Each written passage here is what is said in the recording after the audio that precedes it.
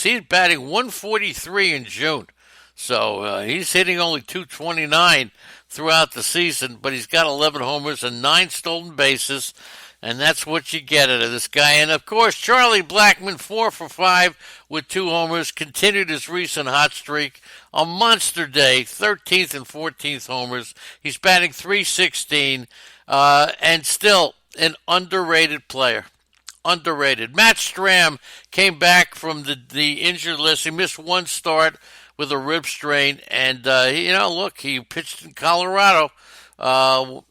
Nothing much you can do about that. He did follow his strong 10 strikeout appearance against the Yankees at the end of May, and then he had a pair of duds where he allowed 13 earned runs in 7 2/3.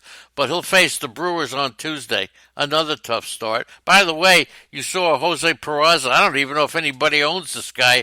He collided with Nick Senzel on a pop fly, but he avoided an injury. Eric Fetty, 5 earned runs on 6 hits. He walked 3, struck out 1, 6 innings. 2 home runs given up by Eric Fetty, and he worked fairly deep in the game. He needed only 81 pitches to get 18 outs. And he'll face Philadelphia on Tuesday. And how about Jared Dyson? How about him, okay? Led off the game with a double. He came around to score the first run, and then he followed that up with a 2-run homer in the second inning. His 5th home run, over, under. All right, here's the thing. Jared Dyson, he's got 5 home runs.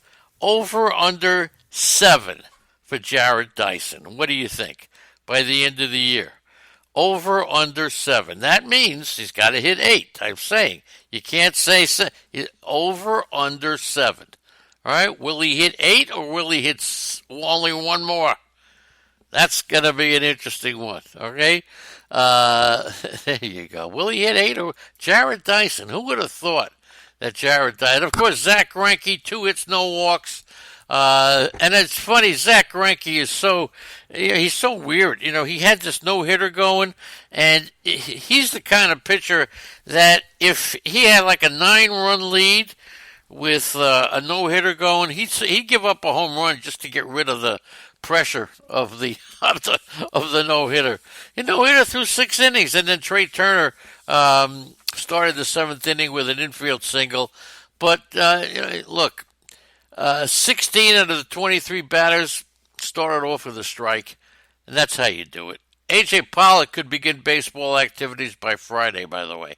And Jake Lamb is expected back before the end of June.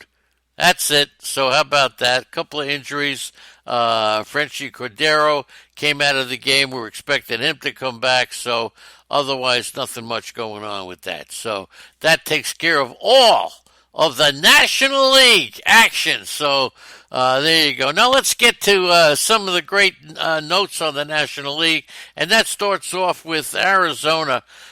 In recent weeks, of course, this kid, Megan Kelly, he looked, you watch him and you can see he's got a better feel for his cutter, and now he could be more consistent locating his fastball. He's 30 years old, man. He used his curveball. He made a slight mechanical tweak that helped him smooth out his delivery. But Fangraphs gives Arizona almost an 18% chance to make the playoffs. So they could have some tough decisions in the next couple of weeks. Arizona could try to deal for a veteran starter, which the team desperately needs, or they could trade a starter. The Major League trade deadline is July 31st. Who thinks Arizona, and most of you are going to say they're going to be sellers, but a bullpen addition because of Archie Bradley's down season with a 4.7 ERA. But I'll tell you something. They're 15-19 since May 5th.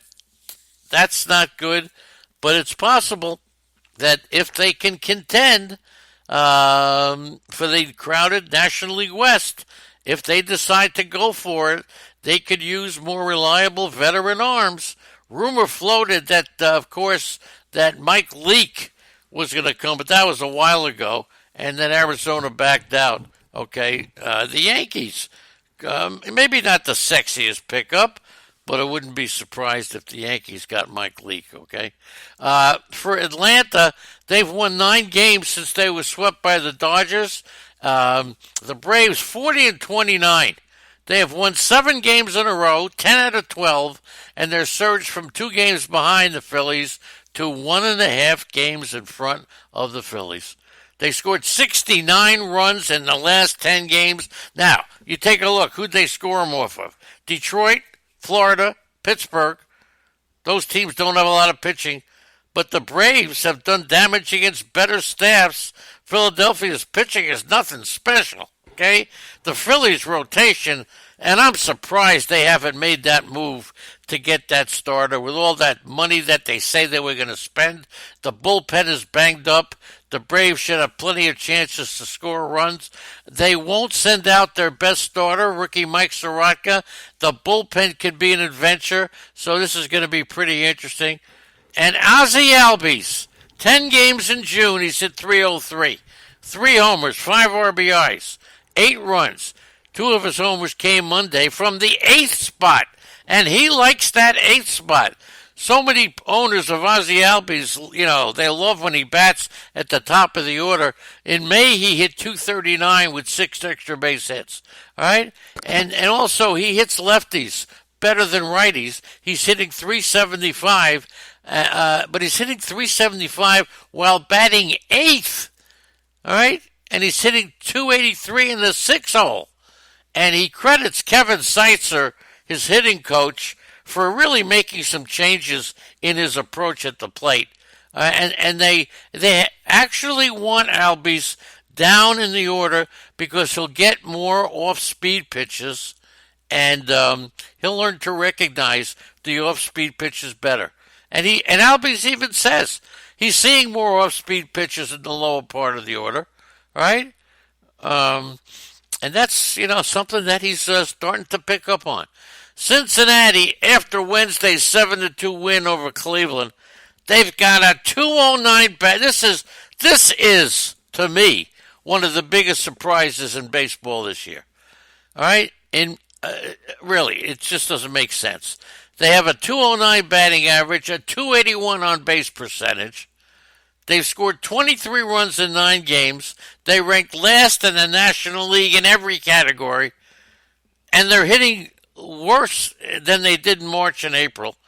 Okay? In May, Cincinnati ranked in the top 5 in all these categories. And look, I don't know. Look, they have 24 losses by 1 or 2 runs. And that kicks them in the head as well. Even though their run differential is pretty high, they've lost 24 games by 1 or 2 runs. Now, the trade deadline will have so much importance here. Final year of the contract. Tanner Roark, David Hernandez, Alex Wood, Jose Iglesias, Scooter Gennett, and Yasiel Puig.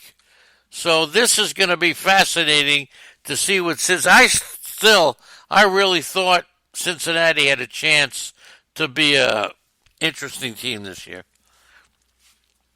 And they've shown some signs of being a competitive team. Despite sitting 8 games out of first place, they have a 29-28 record after their 1-8 start. Their pitching ranks 4th in the majors in team ERA. The bullpen is the best in the National League. They have a plus 37 run differential. The only team in Major League Baseball with a positive run differential and a losing record. It's the 4th best run differential in the National League. Cincinnati is one of the most confusing teams I have ever seen. I really have. And how about Garrett Cooper? Has taken full advantage of his opportunity. He went 0 for 6 with 3 strikeouts in his first 2 games back. Then he went 0 for 14 to start the year. And now he's reached base in 24 of the Marlins' 25 games with a .340 average, 32 for 94. He has hits in 20 of those games, 9 multi-hit outings. So many people have asked about Garrett Cooper. You got no choice, man. You got to pick him. You got to pick him up. Okay? And Shed Long. Okay? All right, that's a whole different story, okay? And the Dodgers, Cody Bellinger, 20, yeah, that's right. 20, Shed Long was on this team. They could use him. 2019, Cody Bellinger, 22 home runs in 66 games. Last year, he had 25 home runs in 162 games. 12-game homerless streak that I said, okay? And he's had two separate 12-game homerless streaks, and he's just hit his 21st home run of the year. And Chris Bryant, like we said, hit a home run off Kershaw. 3 career home runs off of Kershaw, including a postseason home run.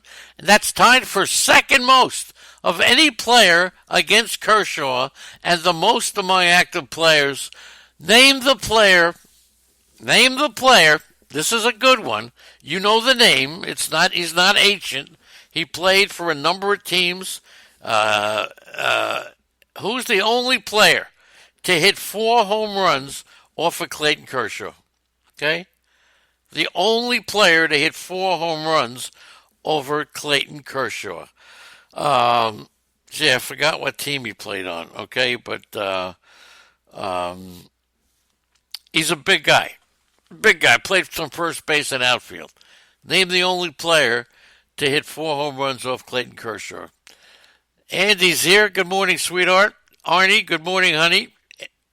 Beer Man. Hey, Beer here. Bradley, Greg, Cha-Cha, DK Lush, Easy Kill, Jimmy Ross.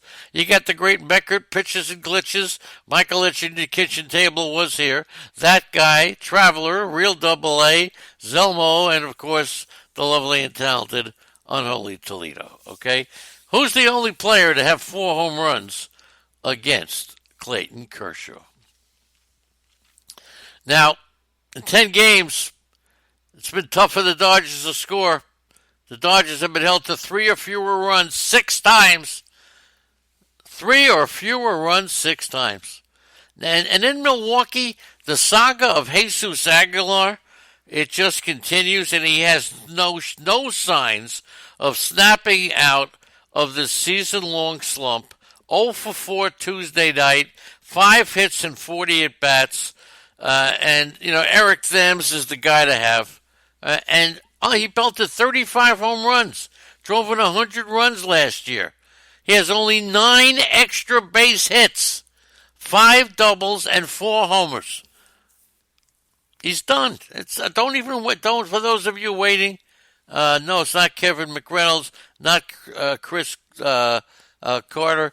I will tell you, he played for Washington and the White Sox, are the 2 teams I remember vividly. All right, he was about 6'5", big. Struck out a lot. Okay, those are your clues. Hunter Renfroe. Boy, how are they going to trade this guy? He's 27 years old, second on the team, tied for 7th in the National League with 18 home runs, 10 doubles. He's a plus defensive outfielder. He started 38 games in left field, 9 games in right, 21 times has been switched in the game to right field for defensive purposes. Unbelievable. And the Padres are getting a league-high 56% of their runs through the home runs. Okay?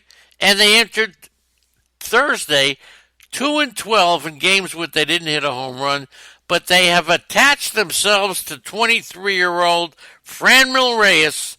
He's young. He's got a great mix of power and potential. He shows an ability to get on base, but it looks like Hunter Renfroe may be gone, may be sold. And he could be part of the Trevor Bauer deal. Sorry, Andy. How about that? Adam Dunn, Cincinnati. I forgot about him. That's right. That's where he plays, Cincinnati. Adam Dunn. There you go. Arnie, right on the ball. Join Arnie's Army.